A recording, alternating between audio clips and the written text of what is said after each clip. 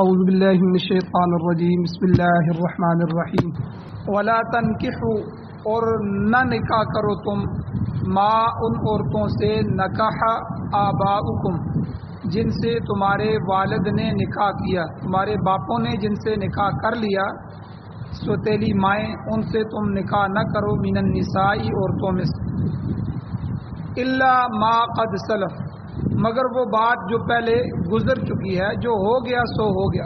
اب آئندہ تمہارے لیے اللہ کی طرف سے حکم یہ ہے اسلام کے اندر کہ اب سوتیلی ماں سے نکاح نہیں کر سکتے۔ آگے اللہ تعالیٰ نے اس کی تین خرابیاں، تین برائیاں اس فعل کی بیان فرمائی۔ اللہ کہتے ہیں انہو کان فاحشہ، سب سے پہلی بات یہ ہے کہ بے شک یہ بات بے حیائی کی باتوں میں سے، سوتیلی ماں سے نکاح کرنا یہ تو کھلی بے حیائی ہے۔ ومقتا، اور دوسری خرابی کہ یہ اللہ کے غضب اور غصے کا سبب ہے، یہ غصے کو ابارنے والی ہے۔ اور تیسرا اللہ نے فرمایا وساء سبیلا، یہ برا راستہ ہے۔ آگے اللہ تعالیٰ نے محرمات کو بیان فرمایا، کون سے وہ رشتے ہیں جن سے مزید نکاح نہیں ہو سکتا۔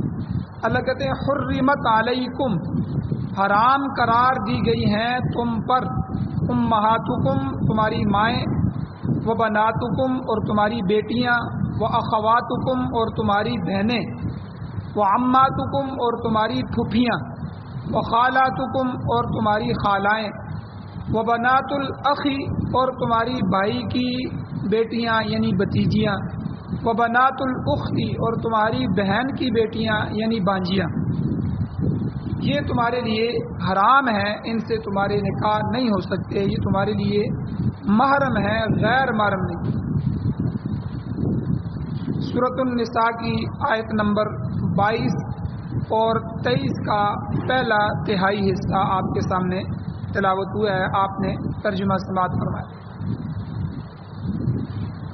ان آیتوں کا درس کا پہلا حصہ کل گزر چکا ہے، اور اس میں یہ چیز بیان ہوئی تھی کہ اللہ تعالیٰ نے یہاں تین قسم کے رشتے جو مانع نکاح ہیں، نکاح کے اندر رکاوٹ ہیں، جن کی وجہ سے نکاح نہیں ہو سکتا، جائز نہیں ہے، اللہ نے یہ تین رشتے بیان فرمائے۔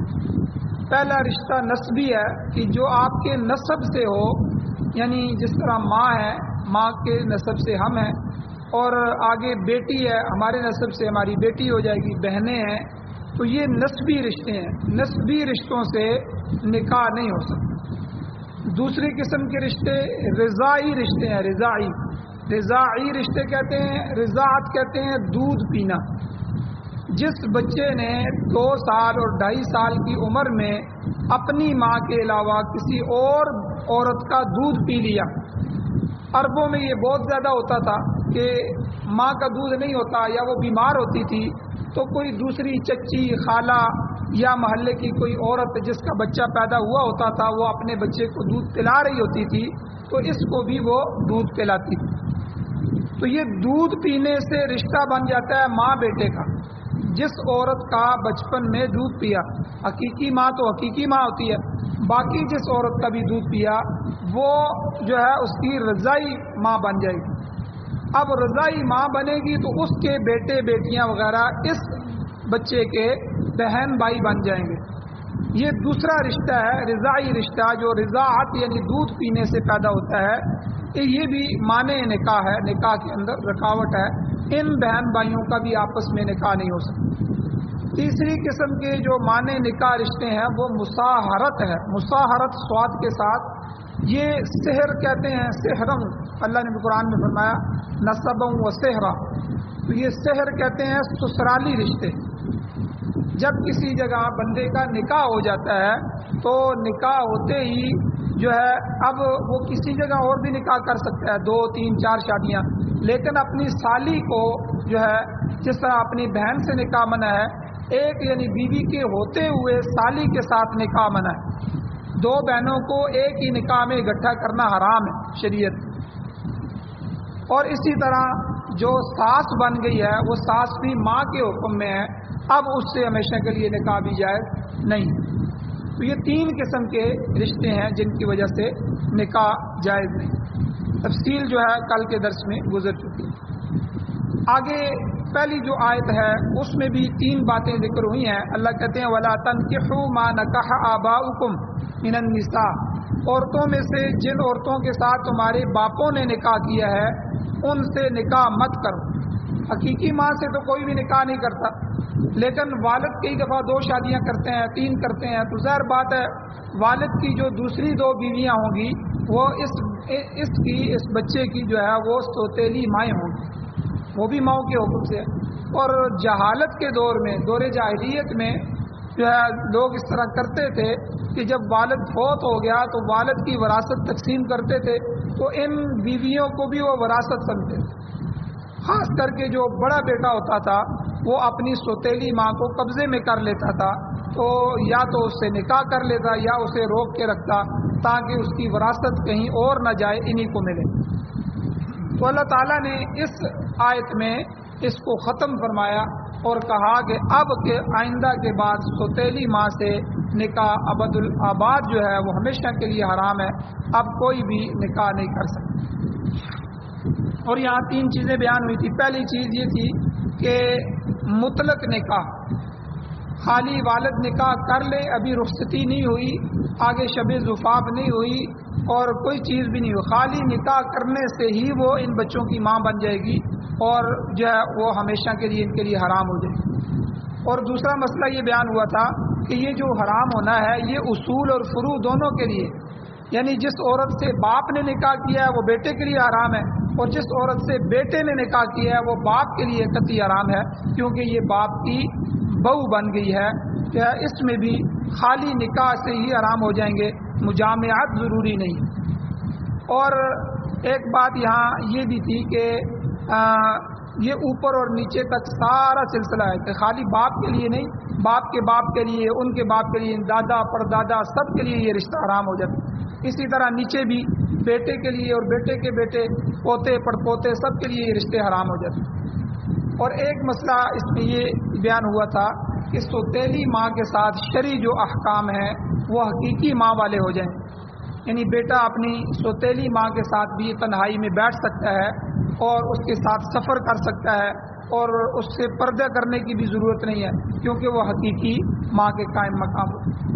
اور آگے اللہ نے فرمایا الا ما قد سلف، البتہ جو کچھ گزر چکا ہے وہ جہالت میں کیا ہے تم نے، نادانی کی وجہ سے ہوا ہے، سوتیلی ماں سے نکاح ہوئے ہیں، اب یہ جائز نہیں۔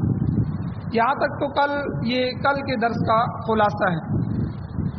اب یہ جو فعل ہے یہ ماں کے ساتھ نکاح کرنا، سوتیلی ماں کو اپنے گھر میں رکھنا، اس میں اللہ نے اس فعل کے اندر، اس عمل کے اندر 3 خرابیاں ذکر کی۔ پہلی فرمایا انہو کان فاحشہ، سوتیلی ماں کے ساتھ نکاح کرنا سخت بے حیائی کی بات، یعنی یہ بے حیا آدمی کر سکتا ہے اور یہ بے حیائی کی بات ہے۔ اللہ کہتے ہیں یہ کوئی اچھی بات نہیں ہے، بری بات ہے، بے حیائی کی بات۔ شاہ ولی اللہ محدث دہلوی رحمۃ اللہ علیہ اپنی مشہور زمانہ کتاب ان کی جو ہے حجت اللہ البالغہ، اس میں لکھتے ہیں کہ اگر انسان کی فطرت صحیح ہو، فطرت سلیم ہو، تو نہ تو وہ اپنی بہن کی طرف رغبت کرے گا نہ ماں کی طرف، یعنی اس کی رغبت ہی نہیں ہوگی، ماں کی طرف جو ہے کبھی اس نظر سے دیکھے گا ہی نہیں، نہ بہن کی طرف دیکھے گا، جس کی فطرت صحیح ہو۔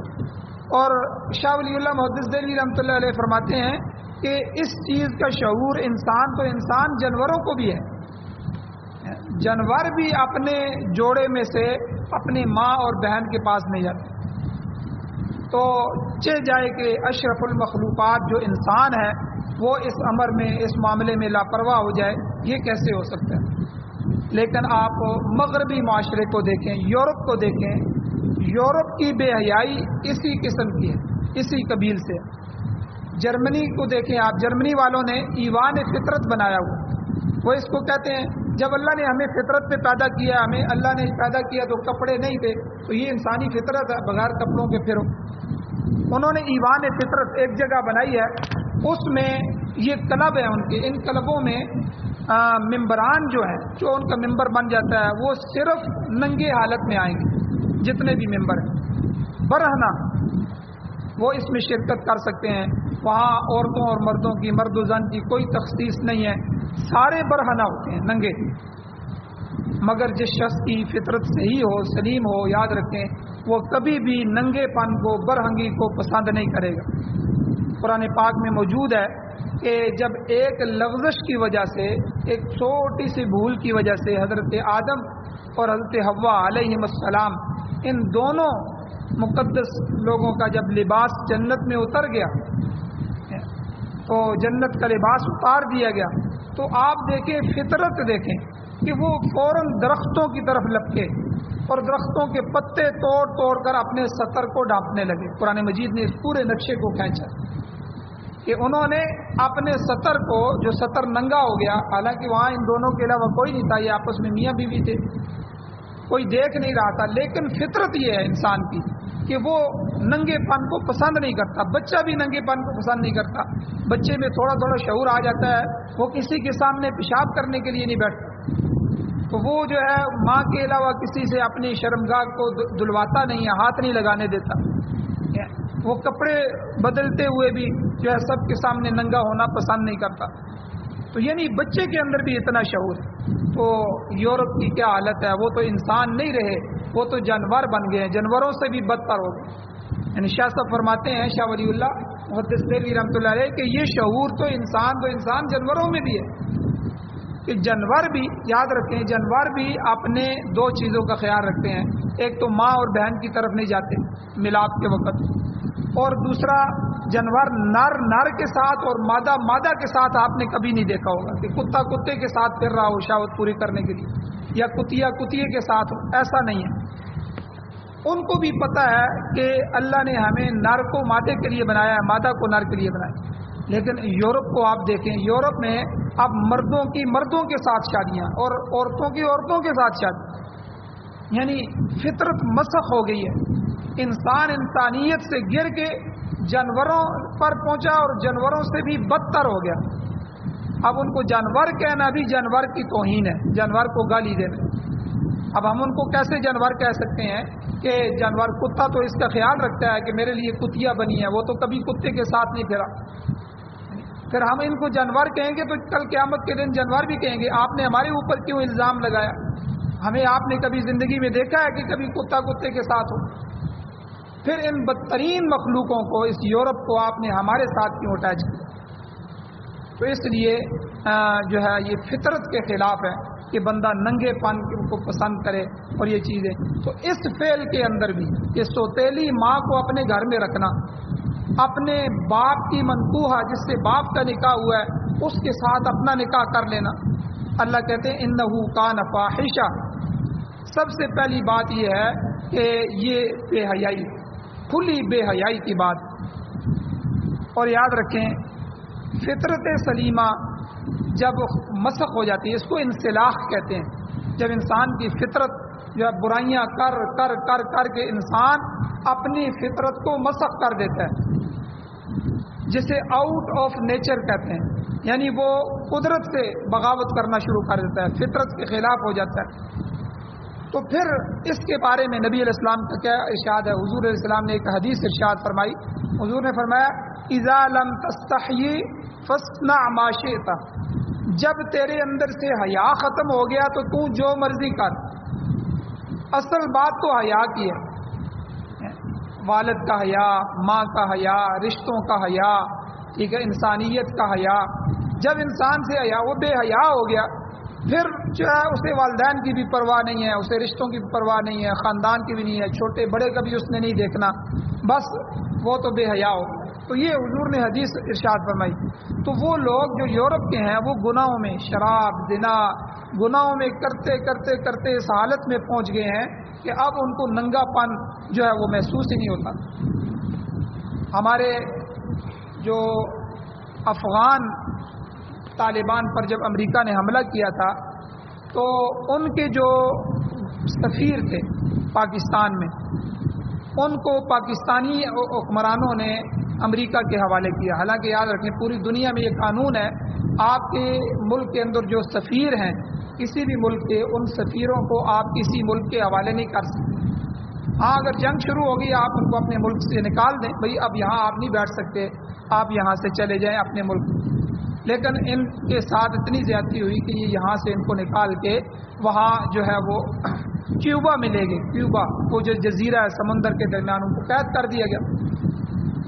جب وہ 5-6 سال بعد ان کی رہائی ہوئی تو وکیل احمد متوکل اور جو ہے اسی طرح دوسرے لوگ تھے، تو انہوں نے ایک کتاب لکھی.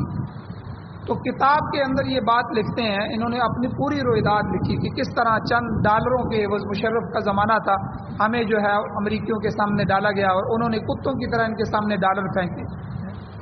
تو بہرحال انہوں نے یہ فطرت سے مسخ ہونے کی ایک بات مجھے یاد آ گئی. انہوں نے ایک کتاب میں بات لکھی ہے، کہتے ہیں کہ ہم قید میں تھے، پنجروں میں پڑے ہوئے تھے، تو امریکی مرد جو ہے وہ سکیورٹی پر لگے ہوئے تھے، تو عورتیں بھی لگی ہوئی تھی جو ان کی فوجی ہیں، فوجی عورتیں بھی سکیورٹی دے رہی تھی. تو ایک عورت نے ہوا خارج کی. آپ دیکھیں ہوا خارج ہونا ہم کتنا معیوب سمجھتے ہیں کہ مجلس میں ہم ہوا خارج نہیں کرتے، یہ ایک اچھی بات نہیں ہے. گھر میں بھی ہم اس کا خیال رکھتے ہیں اور یہ فطرت کے خلاف ہے انسان ایسی بےہودہ حرکت مجلس میں کرے. انہوں نے کہا اس عورت نے ہم سب قیدیوں کے سامنے ہوا خارج کی. اب مسئلہ یعنی ان یورپ والوں کی فطرت کہاں تک مسخ ہو چکی ہے. میں اس پر آپ کو مثال دیتا ہوں، ان کی کتاب موجود ہے، آپ یہ واقعہ پڑھ سکتے ہیں. تو انہوں نے کہا کہ ہمیں بڑا عجیب لگا کہ یہ عورت ذات ہے، ایک تو اس کو ہمارے قیدیوں کے یہاں ہونا نہیں چاہیے، مردوں کے اندر اسلام تو منع کرتا ہے، لیکن چلو یہاں ہے. تو اب مسئلہ یہ ہے کہ یہ ایسی بےہودہ حرکت کر رہی ہے. تو کہتے ہیں میں نے اس کو روکا، میں نے کہا کہ یہ تم نے کیا کیا، اور وہ میرے روکنے پر حیران ہو گئی کہ یہ کیوں روک رہا ہے، میں نے کون سی غلطی کر لی. میں نے اس سے کہا کہ یہ تو فطرت کے خلاف ہے اور انسان اس پہ شرمندہ ہوتا ہے کہ ایسا اگر قدرتی بھی ہو جائے، ہوا خارج ہو جائے سب کے سامنے، تو انسان جو ہے اس کو برا مناتا ہے. تو اس نے عجیب فلسفہ پیش کیا اس عورت نے. وہ کہتے ہیں اس عورت نے کہا آپ منہ سے ہوا خارج کرتے ہیں، جب ہوا لیتے ہیں تو منہ سے بھی خارج کرتے ہیں، یہ بھی ایک سوراخ ہے، وہ بھی ایک سوراخ ہے، اگر اس سے خارج کرنا برا نہیں ہے تو اس سے خارج کرنا کیوں برا ہے. آپ دیکھیں اس نے لاجک پیش کی. آپ یہ لاجک اس طرح کی برائیوں پر پیش کر رہے ہیں اور اس سے اپنے ذہن کو مطمئن کر رہے ہیں. تو حضور نے کیا فرمایا حدیث میں، بس بات ختم فرما دی. چھوٹے سے ٹکڑے میں حضور نے جو ہے دریا کو کوزے میں بند کر دیا. فرمایا حیا انسان کا سب سے بڑا زیور ہے. انسان حیادار ہے، ہر چیز کا حیا رکھ رہا ہے، بڑوں کا حیا، والدین کا حیا. حضور نے فرمایا اذا لم تستحی فاصنع ما شئت، جب تیرے اندر سے حیا نکل گیا، حیا ختم ہو گیا، تو بے حیا ہو گیا، تو پھر تجھے جو ہے بیان سنانے کی ضرورت نہیں ہے، قرآن کی آیتیں سنانے کی ضرورت نہیں ہے.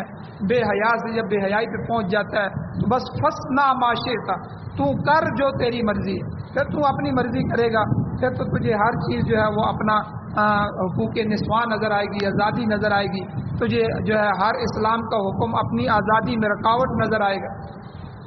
تو بہرحال جو ہے یورپ کے اندر جو ہے وہ اکثر فطرت سلیمہ جو ہے وہ ختم ہو گئی ہیں. تو یہاں جو ہے فطرت سلیمہ کا تقاضا یہ ہے کہ انسان جو ہے اپنی بہن، بیٹی اور ماں کے ساتھ بے حیائی کرنے پر کبھی بھی تیار نہیں ہوتا اگر انسانیت موجود ہے، فطرت موجود ہے. تو ایک چیز تو اللہ نے اس فعل کی یہ بیان فرمایا انہ کان فاحشہ، یہ ساری اس کی تشریح ہے کہ اللہ کہتے ہیں یہ کام بے حیائی کے کاموں میں سے. دوسرا اللہ نے فرمایا وہ مقتا، کہ بے حیائی کے علاوہ یہ فعل ذریعہ غضب ہے، اللہ کے غصے کو، اللہ کی ناراضگی کو مول لینے کے مترادف ہے. یاد رکھیں شرائع الہیہ جو ہیں یعنی اللہ تعالیٰ کی، خدا تعالیٰ کی شریعت بھی اس کو برا کہتی ہے.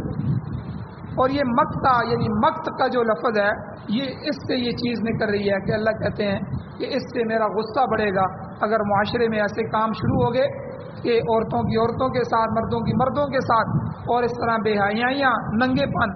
اور حضور علیہ الصلوۃ والسلام نے اس کو قیامت کی نشانیوں میں سے ذکر کیا. قیامت کی 72 نشانیاں، اور ان میں سے ایک نشانی حضور نے فرمایا کہ کل قیامت کے قریب قریب لوگ جو ہے وہ سر عام سڑکوں پہ زنا کریں، کوئی ان کو روکنے والا نہیں ہوگا. سب سے نیک آدمی وہی ہوگا جو ان کو یہ کہے گا کہ بھئی یہاں سڑک پہ نہ کرو، نیچے ہو جاؤ تھوڑا سا، اس دیوار کی اوٹ کے پرے ہو جاؤ، یہ نیک آدمی سمجھا جائے گا، یعنی وہ روکے گا نہیں ان کو، صرف ان کو ووٹ میں ہونے کا مشورہ دے گا، اتنا حیا اس کے اندر بھی تھوڑا سا باقی ہو تو یہ قیامت ہے۔ ابھی دیکھیں آپ یورپ میں ان کے ہاں جو ہے وہ نوجوان بتا رہے تھے کہ اسی طرح سڑکوں پہ جو ہے سامنے پارکوں پہ جو ہے وہ بے حیائیاں چل رہی، کوئی ان کی آزادی ہے اور حکومت بھی ان پہ ہاتھ نہیں ڈالتی، وہ کہتے ہیں یہ آزادی ہے ہم اس کو نہیں روک سکتے۔ یعنی بے حیائی اس معاشرے میں کس عروج تک پہنچ چکی ہے آپ سے اندازہ لگا۔ تو اللہ تعالیٰ نے دوسرا فرمایا وہ مقتا، جب ایسے حالات پیدا ہوتے ہیں تو اللہ ناراض ہوتے ہیں، اللہ غضب کرتے ہیں، اللہ سیلاب بھیج دیتے ہیں اور علاقوں کے علاقے ڈوب رہے ہیں، سینکڑوں بستیاں ان کے گھروں کے گھر پاکستان میں ختم ہو گئے اور لوگوں نے اب بھی تماشا بنایا ہوا، توبہ کرنے کے لیے کوئی تیار نہیں ہے، مسجد میں آنے کے لیے کوئی تیار نہیں ہے، قرآن کو کھول کے تلاوت کرنے کے لیے کوئی تیار نہیں ہے، نماز میں اللہ کے سامنے سجدہ ریز ہونے کے لیے کوئی تیار نہیں ہے۔ اسی طرح برائیاں چل رہی ہیں، اسی طرح فلمیں دیکھی جا رہی ہیں، اسی طرح نوجوانوں کی زندگیوں میں کوئی انقلاب نہیں ہے، کوئی تبدیلی نہیں۔ تو یہ ساری چیزیں اللہ کے غضب کو ابارنے والی ہیں۔ اس ایک عمل کو اللہ نے وہ مقتا فرمایا کہ یہ ذریعہ غضب اور ذریعہ غصہ ہے اللہ کا۔ تو ہم تو کتنے کام کر رہے ہیں، ہر کام ہی ہمارا برا ہے، ہر معاملے، جھوٹ ہمارے معاشرے میں عام ہو گیا، ہر بچہ جھوٹ بول رہا ہے، بچہ جھوٹ کا عادی ہے، اور دھوکہ یہ عام ہو گیا ہے۔ بندے کو کہہ دیا ٹھیک ہے جی آپ یہ چیز مجھے دے، میں فلاں جگہ دے دوں گا، پھر دیتے نہیں ہیں۔ ہر آدمی اس میں ملوث ہے، سود رشوت کا بازار گرم ہے، ہر آدمی رشوت میں ملوث ہے۔ یعنی یہ ساری سنگین برائیاں جو اللہ کے غضب اور غصے کو دعوت دینے والی ہیں وہ معاشرے میں عام ہو گئی، سر عام ہو رہی۔ تو اللہ تعالیٰ نے یہ دوسرا اور تیسرا اللہ نے فرمایا وساء سبیلا، یہ سوتیلی ماں سے نکاح کرنا یہ کوئی اچھا راستہ نہیں ہے، برا راستہ ہے۔ اس سے سوسائٹی اور معاشرت، یعنی جو اب معاشرہ ہے، سوسائٹی ہے، اس کا ایک راستہ ہوتا ہے۔ جب پوری سوسائٹی معاشرہ اس راستے پہ چلتی ہے وہ راستہ یا تو صحیح ہوگا یا غلط ہوگا۔ اصل راستے کو جانچنا ہے کہ راستہ کیسا ہے۔ یہ ہم کسی سفر پہ جاتے ہیں تو پہلے آپس میں مشورہ کرتے ہیں، لوگوں سے مشورے کرتے ہیں بھائی کون سا راستہ صحیح ہے، وہ کہتا ہے جی فلاں طرف سے چلے جاؤ، وہ موٹر وے بن گئی ہے، وہ کھلا راستہ ہے، اچھا راستہ ہے، اور فلاں جگہ سے یہ ہے وہ راستہ اچھا نہیں ہے۔ ہم سفر میں عام تھوڑے سے سفر میں راستے کا انتخاب کرتے ہیں، تو یہ معاشرت کا راستہ ہے، یہ تو ہماری آخرت کی نجات اور کامیابی اور ناکامی پر منحصر راستے ہیں۔ تو اللہ تعالیٰ کہتے ہیں وساء سبیلا، یہ انسانی سوسائٹی کے لیے برا راستہ ہے۔ انسانی سوسائٹی معاشرہ بھی اس کو اچھا نہیں سمجھتا کہ آپ اپنی سوتیلی ماں سے نکاح کر کے اپنے گھر میں لے آئیں۔ انسانوں کا عرف اور رواج یعنی شریعت سے ہٹ کے انسانوں کی سوسائٹی کا جو عرف ہے، مسلمانوں کے علاوہ کوئی بھی معاشرہ ہے، آپ ہندوؤں کو سکھوں کو لے لیں، وہ بھی اس کو پسند نہیں کرتے۔ یعنی اللہ نے وساء سبیلا سے فرمایا کہ عام معاشرہ، عام سوسائٹی بھی اس کے بھی یہ فعل خلاف ہے، وہ بھی اس کو پسند نہیں کرتے۔ عقل اس کی اجازت نہیں دیتی، شریعت اس کی اجازت نہیں دیتی، رسم و رواج کے لحاظ سے یہ فعل ناقابل قبول ہے۔ تو اس لیے یہ اچھی بات نہیں ہے اپنی ماؤں سے نکاح کرنا۔ دیکھیں اللہ نے ایک حکم کو بتایا اور اس کے ساتھ 3 حکمتیں، 3 خرابیاں اللہ نے اس کی بیان کی۔ اب آگے اللہ نے کیا فرمایا؟ نسبی محرمہ، وہ میں نے کہا نا 3 رشتے جن کی وجہ سے نکاح نہیں ہوتا، ان میں سے آج کی آیت میں پہلے قسم کے رشتے ہیں نسب والے رشتے، جن سے جو ہے نکاح رک جاتا ہے، جن کی وجہ سے آگے نکاح کرنا جائز نہیں ہے، وہ انسان کے لیے ہمیشہ کے لیے حرام ہے۔ سب سے پہلے اللہ نے فرمایا حرمت علیکم امہاتکم، پہلا رشتہ تم پر تمہاری مائیں حرام قرار دی گئی۔ اب ماں 2 قسم کی ہوتی ہے، ماں سگی بھی ہوتی ہے، حقیقی ماں، اور سوتیلی بھی ہوتی ہے۔ اگر والد نے کئی نکاح کیے ہوں تو مائیں کئی 2 قسم کی بن جاتی ہیں۔ اگر ایک ہی نکاح ہو تو وہ تو سارے بہن بھائی آپس میں حقیقی ہوتے ہیں، تو ماں باپ بھی حقیقی ہو جاتے ہیں، سگی ماں ہوتی ہے۔ لیکن دوسری سوتیلی، تو یہاں ماں کے اندر اس لفظ کے اندر دونوں مائیں آتی ہیں، سوتیلی ماں بھی حرام ہے، سگی ماں بھی حرام ہے۔ اور تیسرا مسئلہ کہ یہاں ماں سے اوپر ماں کی ماں اور والد کی ماں بھی مراد ہے، یعنی دادی اور پردادی کا حکم بھی یہی ہے، نانی اور پڑنانی کا حکم بھی یہی ہے، وہ ماں کے حکم میں آتے ہیں، یہ سارے مائیں ہیں، تو لہذا ان سب کے ساتھ نکاح حرام ہے۔ یہ ایک نسبی رشتہ ہو گیا۔ دوسرا آگے اللہ نے فرمایا وَبَنَاتُكُمْ، تمہاری بیٹیاں بھی تمہارے اوپر حرام۔ بیٹی میں چونکہ بیٹی ہمیشہ حقیقی ہوتی ہے، تو بیٹی میں آگے پوتی اور دوتی یہ سب آ جاتے ہیں، یعنی بیٹی کی بیٹیاں، بیٹے کی بیٹیاں، یہ بھی بیٹی کے ہی حکم میں ہوتی ہیں۔ تو یہ بھی اسی ایک جملے سے ہی فقہاء نے اس کو لکھا ہے کہ وہ بناتکم، تمہاری بیٹیاں تم پر حرام ہیں، یعنی پوتیاں اور دوتیاں بھی ساتھ حرام ہے، اور حقیقی بیٹیاں بھی حرام ہیں۔ اور تیسرا رشتہ جو نسبی ہے وہ اخواتکم، تمہاری بہنیں تم پر حرام ہیں۔ اب بہن بھائی جو ہیں یہ تین قسم کے ہوتے ہیں، حقیقی، اخیافی، اللاتی۔ حقیقی، اخیافی اور اللاتی۔ حقیقی کون سے ہیں کہ جن کے ماں باپ دونوں ایک ہیں، جیسے ہم عام معاشرے میں ہمارا ایک ہی نکاح ہوتا ہے، ایک ہی نکاح سے جو اولاد ہوتی ہے وہ آپس میں بہن بھائی ہوتے ہیں، وہ حقیقی ہوتے ہیں، ان کی ماں بھی ایک ہے، ان کا باپ بھی ایک۔